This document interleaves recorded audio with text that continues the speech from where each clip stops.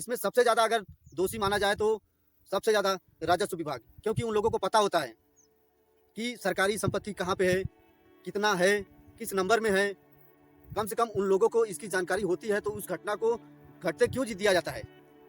जो अमीर व्यक्ति है उसके पास पैसा होता है और पावर होता है, अपने गांव में अगल बगल को दबा के रखता है।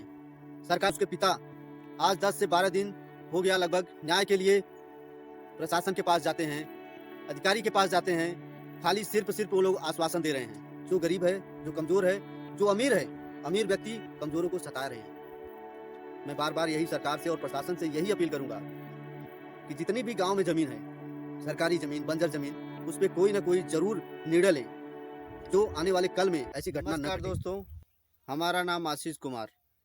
आज हम बात करते हैं कि आखिरकार हमारे देश में हो क्या रहा है। आए दिन एक एक नई घटना देखने को मिल रहा है, जैसे कि किसी को जान से मार दिया जा रहा है, गोली से मार दिया जा रहा है, किसी का गला रेत कर हत्या कर दिया जा रहा है। और ये सब घटनाएं सिर्फ जमीनी विवाद के चक्कर में। वो भी घटनाएं जो है कि कुछ दिन की नहीं, काफ़ी पुरानी घटनाएं हैं, जो 40 साल से जो है कि ज़मीनी विवाद के चक्कर में ऐसी घटनाएं हो रही है। और ये सब चीज़ें राजस्व विभाग और प्रशासन अधिकारी को भी पता होता है, लेकिन फिर भी उस निवारण फिर भी नहीं कर पाते हैं। ऐसा क्यों? ऐसी ही एक घटनाएं जौनपुर में होती है, जो बेहद दर्दनाक घटना होती है। अगर आप लोग यूट्यूब पे अगर आप लोग इस घटना को नहीं जानते हैं, तो आप लोग यूट्यूब पे जाके ज़रूर इस घटना को देखें कि किस तरीके से, किस अंदाज में इस घटना को घटित किया जाता है।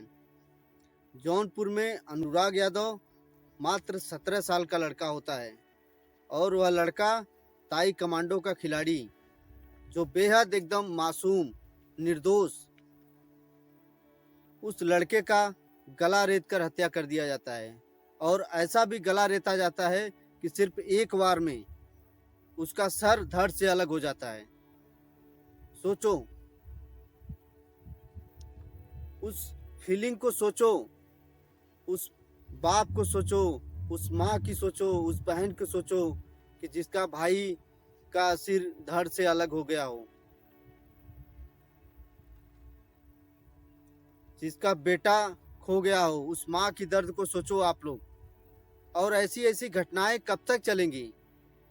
हमारे देश में कुछ संविधानें हैं कि नहीं हैं, या खत्म हो गई हैं?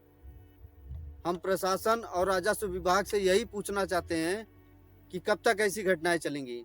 अभी हाल ही में एक घटना और घटती है, दिवाली के ही दिन दीप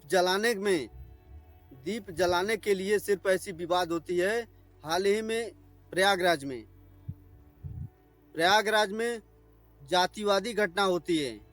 एक दुबे परिवार और एक यादव परिवार, जो आपस में आमने सामने भिड़ जाते हैं, और ऐसे भिड़ते हैं कि 2 लोगों की जान चली जाती है।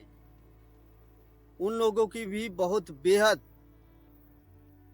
वो भी किसी का बेटा होगा, किसी का भाई होगा।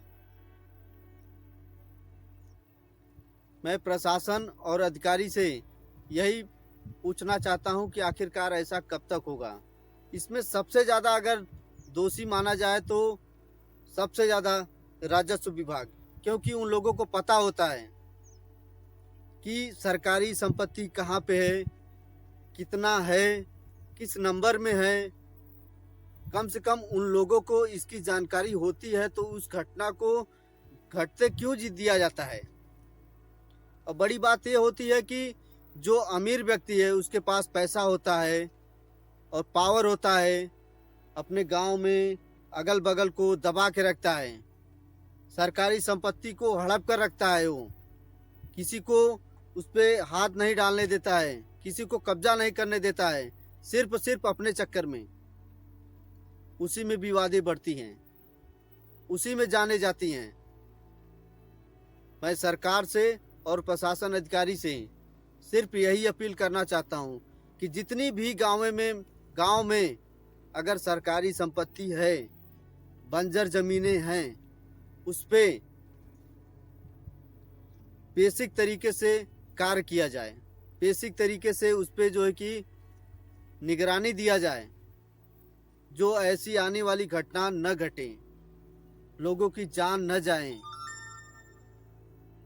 अब जौनपुर की जो घटना है, लगभग अनुराग यादव परिवार का सिर्फ एक लड़का, अकेला लड़का, उस पूरे परिवार का दीप बुझ गया। उस परिवार में अब कोई नहीं रह गया है।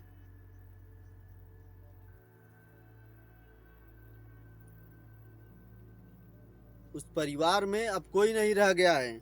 और उसके पिता आज 10 से 12 दिन हो गया लगभग न्याय के लिए प्रशासन के पास जाते हैं, अधिकारी के पास जाते हैं, खाली सिर्फ वो लोग आश्वासन दे रहे हैं। आश्वासन से काम नहीं चलेगा। कम से कम उन लोगों को जो है कि नहीं कुछ तो उन लोगों का घर बुलडोजर से गिराया जाए, उन लोगों को आजीवन कारावास दिया जाए जो ऐसी घटना कर रहे हैं। जमीन के चक्कर में इतने लोग भ्रम हो जाते हैं कि बड़े बड़े अधिकारी भी मतलब कि जमीन के चक्कर में भिड़ जाते हैं। उन लोग पढ़ा लिखा होते हैं फिर भी ऐसा करते हैं। इलाहाबाद में ऐसे ही, प्रयागराज में ऐसे ही घटना घटती है, जो दोनों तरफ, यादव परिवार के तरफ भी, दुबे परिवार के भी तरफ भी वकील होते हैं। उन लोगों के दोनों तरफ, आर्मी के दोनों तरफ होते हैं देश की सुरक्षा के लिए। सोचो, वो लोग देश की सुरक्षा कर रहे हैं, लेकिन अपने घर परिवार की सुरक्षा स्वयं नहीं कर पा रहे हैं। ऐसा क्यों हो रहा है? सिर्फ जमीन की लालच। जो गरीब है, जो कमजोर है, जो अमीर है, अमीर व्यक्ति कमजोरों को सता रहे हैं। अगर थोड़ा सा कोई आवाज उठा रहा है तो उसे पुलिस के द्वारा उठवा कर धमकी दी जा रही है। लाचार व्यक्ति क्या करे? मैं बार बार यही सरकार से और प्रशासन से यही अपील करूंगा कि जितनी भी गांव में जमीन है, सरकारी जमीन, बंजर जमीन, उस पे कोई न कोई जरूर निर्णय लें, जो आने वाले कल में ऐसी घटना न घटे। बस मैं यही आपसे और आप लोगों से रिक्वेस्ट करूंगा। अगर हमारी राय अच्छा लगे तो आप लोग कमेंट करके जरूर बताना। तब तक के लिए धन्यवाद।